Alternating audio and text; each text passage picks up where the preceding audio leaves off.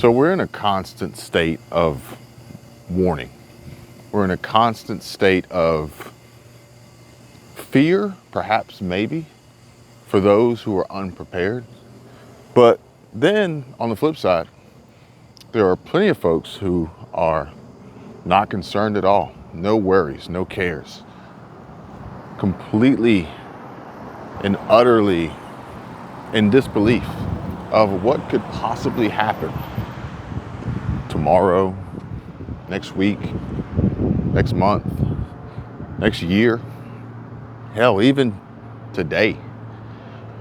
I read a comment on one of my videos, recent videos, that basically said, Kevin, the economy is not that bad. My job, I've never been busier than ever. I'm getting calls left and right. I'm turning down work, turning down opportunities. I'm getting offered upwards of $50 an hour for the work that I do. There's no problem with the economy. There's no problem with the jobs market. Well, sure, you're right. There isn't one. There isn't one for those who are prepared for what we are experiencing now, what we've experienced in the past, and what we plan to experience in the future.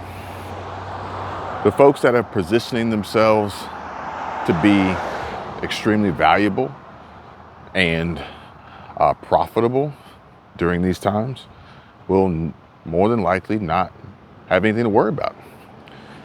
However, the folks that think that they are doing fine now, they're doing well now, they're doing good now, and they have nothing to worry about, well, then they are probably the most at risk, because when the music stops for them, they're going to be so lost with no backup plan that then they'll say, okay, what do I do now?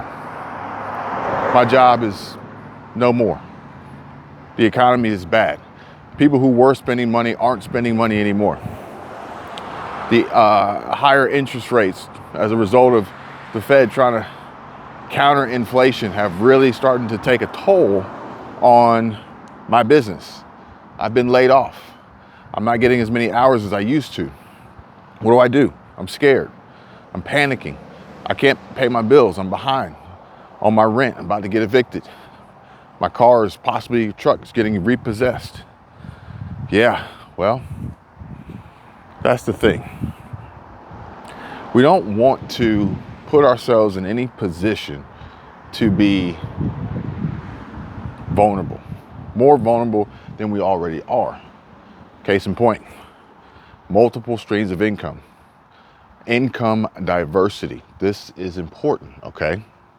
Now, the other thing is, although the industry that you're in, the job that you have, the ability that you currently hold that allows you to make good money, lots of money, can be disrupted by outside forces that you have no control over. And then when that happens, what are you going to do? What are you going to do? If you don't have a plan now, I tell you right now, when it happens, it'll be too late. So, what's the plan? What do you do? Well, you got to realize what could happen. You could physically have a event occur in your life that makes you unable to physically work. Yeah, the industry that you're in is booming, can't be stopped. But perhaps maybe you, through no fault of your own, experience an injury that puts you out of commission. Now you can't earn your income. You can't earn that paycheck that was never going to go away. You see what I'm saying? We can talk about unemployment insurance or disability insurance or self-employment insurance. I think Aflac offers it. Some other insurance companies offer these protections in case your income is disrupted. But that's the thing. It's like, you can't sit here and look at this for face value and say, oh, this is great. This will never end. I don't know what everybody's complaining about, because the industry that I'm in, no problem whatsoever. Don't be naive. Don't be naive. Don't be silly. Don't be foolish, because those are the ones, like I'm telling you, those are the ones that get hurt the most. They get hurt the baddest. They feel the most pain because they think that they are unstoppable. They think they're untouchable. They get really comfortable, complacent. They fail to realize and prepare for and plan for what the unknowns. And I'm talking about the unknown unknowns that these folks are ignoring. The unknown of breaking a leg, needing to have surgery, coming down with some illness that puts you out for a week or two. Perhaps not you, maybe a family member, maybe a loved one, maybe a spouse or a partner, husband, wife, a kid, who knows? These are things that are not necessarily in your control that will disrupt your income, your ability to pay your bills, put food on the table, buy groceries, afford life that is increasingly more expensive every single day. Inflation continuously going up, no end in sight. But let's think about perhaps diesel fuel and the likelihood and the possible event of a diesel fuel shortage in the very near future that could disrupt your industry. The diesel fuel shortage could have a major impact on so many people in ways that they don't even understand just yet until it were to occur. Diesel fuel, labor, or the railroad labor and the railroad workers union strike, and railway freight shutdown, a global conflict that creates a huge disruption for your supply chain, the parts and raw materials that you need to do your job, to earn your living, make your income. Even the smallest, simplest parts that you may not even think of that have a huge impact and significance. Think about it. If you guys ever worked on vehicles, if you ever did an oil change, you'd be like, all right, key components: oil and oil filter. So if I'm doing an oil change and I've got oil and I've got oil filters, I'm good, golden. Now I just need the cars. I just need the cars. The cars will be the clients. And as long as that supply chain is not disrupted, I'm good to go. Well, it's the simplest things that can really throw the whole thing out of whack, out of balance, okay? Throw a wrench in the system. And it's something that's called a crush washer.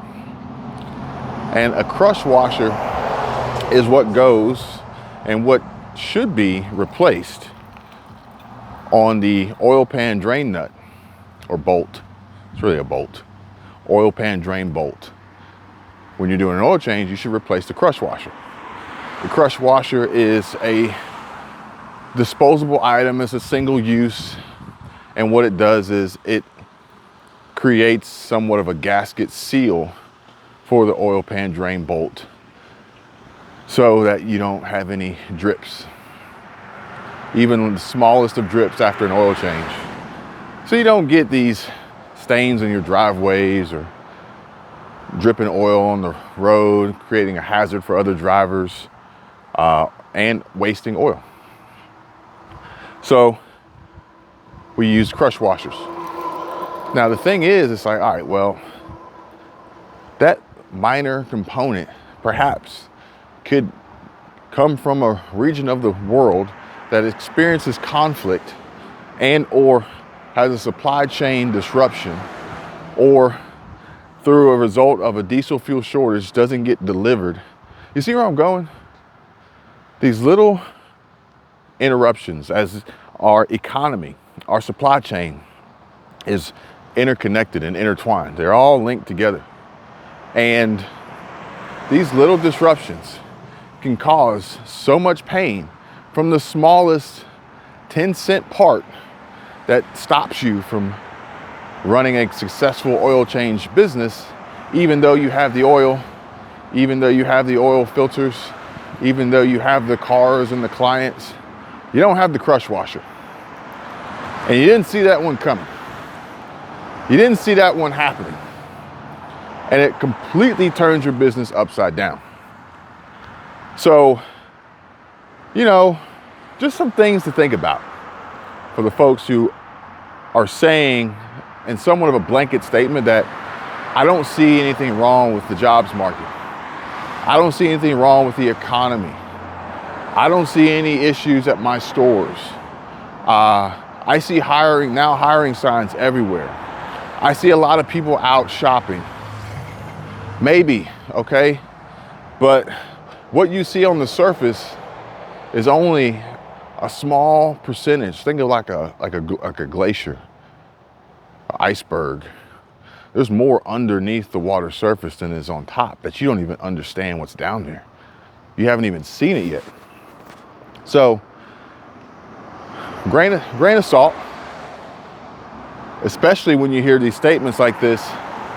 Sometimes it's as simple as adding like 3 words to the ends of these sentences. I don't see a problem with real estate. I don't see a problem with the housing market. I don't see a problem with the jobs market. I don't see a problem with unemployment. When you add these 3 little words at the end, in my area, in my town, in my city, that can be a huge, huge game changer as far as the overall climate of the jobs market, of the housing market, of the unemployment levels, of supply levels, of diesel fuel availability, diesel fuel prices, et cetera, because every market is different. Even markets close in your area. Hey, I want to show you guys this real quick. Hang on one second. So check this out. Look at this. Family beach photography. So somebody had a little small business they're running. You just hit them up and you can get your family photos taken on the beach, which I think is a really good idea, because when you're on vacation, you're typically like not worried about the pictures. Like, yeah, you know, you want to have the memory of the picture, but everybody's running around having a good time. Nobody's really a photographer.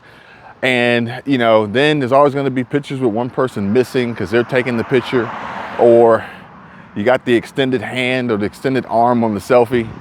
So to hire a family photographer for a vacation, even if it's just for a few hours, they can capture your family in natural occurrences, natural settings, enjoying each other's time and company together with probably professional grade photos, high megapixel cameras, probably using, you know, the highest Canon cameras with the best Sigma lenses, and maybe even some Sony A7S3s. And I love an A7S3. Maybe I'll buy one day.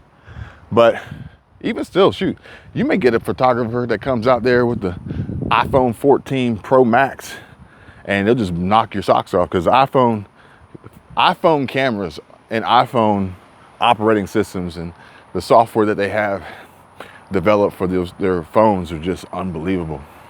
As far as the level of quality, the grade, the professionalism, the skill that the camera can make it look like you have when you're a total noob. My kid does that to me all the time. She'll show me her pictures. She'll take a picture, or I'll take a picture. She'll take a picture next to me, and she'll take the same picture, and her picture will be 10 times better than mine, because she's got the iPhone and I got a Android. I got an S20 FE. But I don't know. I don't even know if there's an Android out there that can even come close to Apple and their camera quality and photography. but that's just my opinion. Now, with that being said, I prefer Android. I prefer the Android OS. I prefer a lot of features on my Samsung that I'm unwilling to compromise on in exchange for an iPhone and how great the camera quality can be. But just an idea for folks out there potentially thinking about some side hustle opportunities, some passive income stream opportunities. The photography business is an active income stream, but we'll just say it's a very low active or low activity in the income stream of literally, I mean, you think about some of the jobs that exist out there, and me personally, I'd rather do a job that I enjoy and is fun and I don't dread. And, you know, going out and snapping a few pictures can't be all that bad. It really can't be. But just an idea, just a simple way. That little poster, that little sign they made, it probably cost them $50 to make a few of those signs. They'll scatter them about. Ask some people maybe if they could put it in their yard or something. And it's just an opportunity. It's a super low cost opportunity. And then here's the thing, it's like your only investment, your only overhead expense to get that business off the ground is literally the time and the money you spent to make the sign. And then you're just like infinitely upsided based on how many clients you book. So if you don't book any, you don't have any running costs. So you're not burning through cash on a regular basis as you're waiting for business to come through. I gotta show you guys this. This view is pretty cool. So you're not burning through cash as you're waiting for business to come through. And then when business comes through, I mean, it should be really pure profit because you're just gonna be snapping pictures, your time. You probably won't have a team or employees, and everything is digital. You don't have to pay for prints or anything like that. But even if you did, the clients will pay for them and or reimburse you for them, and you'll add a profit margin on top of that. But check this out. Check this out. Can you imagine just being out here? Just being out here, and literally your job is to catch folks and just snap their pictures while they're enjoying their time and their day and their vacation with their family and their friends here at the beach and making money off of it. Which, you know, that'd be one of those situations where if you ask me, I'd be like, look, I'll give you guys a cash discount if y'all want to pay cash. See what I'm saying? If that makes sense. I hope that's making sense to you guys, because it makes sense to me. Pay me in cash. I'll take the risk of having too much cash and not being able to spend it at certain businesses and establishments because they don't accept cash anymore. I'll take that risk. That's a good risk to have versus the alternative. You guys know what the alternative is. And if you don't know, comment down below. I'll make sure to tell you guys in the next video if y'all don't know what the alternative is to not getting paid in cash. But either way, these are things that I want folks to really think about. I think about it all the time. I think about it all the time. I talk about it all the time. I want to share it with you guys more because I think that those jets are loud. Those jokers are loud. They're crazy. But yeah, I want to share with you guys because I think this is something that you're interested in based on the emails and the messages and the comments and more of the members in the groups asking for it. And a lot of people will say, well, what's your background and what's your experience and how do we know, you know, like, look, I'll just show you guys, you know, I'll just show you. That's the easiest way to do it. And whether you want to believe it or not is one thing, but I'll tell you what, the biggest thing is after that, whether you believe it or not, after that it'll be, do you believe that you can do it too?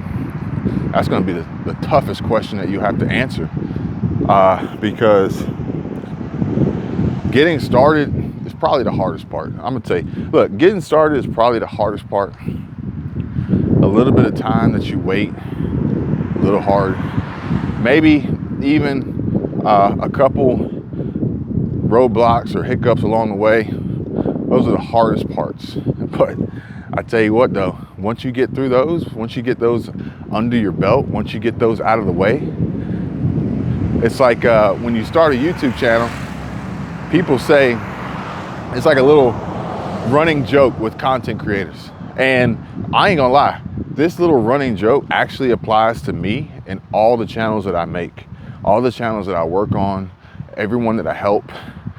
You have to get through your first 100 bad videos. Now this is a little bit of an exaggeration because odds are you're not gonna make 100 bad videos.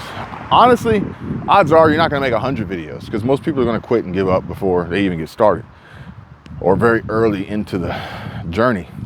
Right before, most people quit right before they start to see results.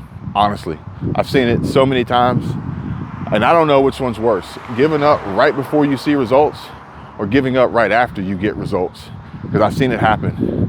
And people, most people say getting monetized, getting 1,000 subscribers and 4,000 watch hours is impossible. It'll never happen. And I've done it so many times. Now it's a matter of, can I do it again in a different category? Can I do it again in a different niche? Can I do it again and get a different audience? Can I do it again and get better retention? Can I do it again? How fast can I do it this time? But odds are you're not gonna make 100 videos. If you did make 100 videos, they're not gonna be bad. But what it means is you're not gonna start out a pro. And I say this applies to me also, regardless of my history and my track record. I'm not always a pro, especially when I'm venturing into a new category, a new niche, a new subgroup, new audience. I gotta learn it. I gotta learn them. I gotta learn the algorithm. I gotta learn myself, really. But what happens is that you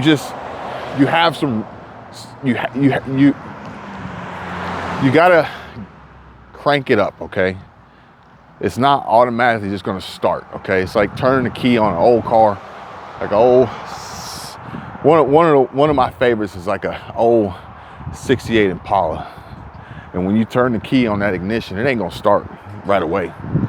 Probably not. It's gonna take a little work to get it started, but once it's running, and once it's up to temp, can't beat it. You can't beat it.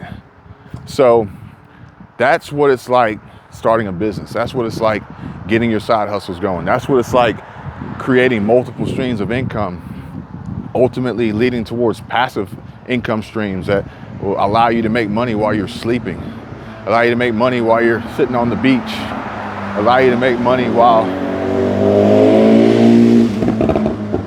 you're just riding your motorcycle. I think that was a BMW and a leader bike. And what happens is it takes a while to crank it up.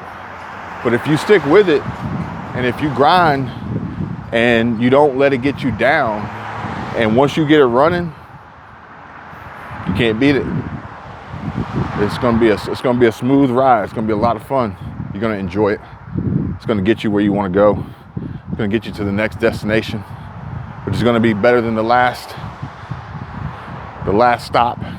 The next stop's better than the last stop. You're gonna meet a lot of good people, cool people, helpful people. You're gonna build relationships and network and grow and just ultimately continuously expand on your wealth, on your ability. The work will become redemptive. You won't even think about the money. It'll just come, it'll just be there. It'll show up faster than you expected, than you can even keep up. You'll need a bookkeeper. You'll need an accountant. These are good problems to have, folks. But the thing is you gotta get through that first phase, that first step, that learning process. That you gotta crawl before you can walk. A lot of people want to just get out there and run, but they don't even know how to walk yet. They ain't even crawl yet. And that's the thing. And I think more so now than ever, as we're going to see a shift and a change in business and economy and the way money is made, the way money is spent, whether it's through digital transactions and cryptocurrency. And also, when I'm talking about the way it's spent, it's going to be spent faster because inflation is going to Inflation is going to eat up a lot of people's money quickly. Inflation, taxes, which is another thing. You got a business, one of the major benefits of businesses is the tax benefit of the businesses. Huge importance. One of which that I speak about when it comes to folks on Social Security, disability, and SSA disability, SSDI, and wanting to keep their benefits and not lose them. Well, think about it. Social Security Administration says that there's a limit to how much money you can make. See what I'm saying? Businesses are not people. Businesses are entities. Businesses don't have Social Security numbers. Businesses have EINs, tax IDs. And if you're running a business using your Social Security number as a sole proprietor, then you are doing something wrong. In my opinion, I'd never do it.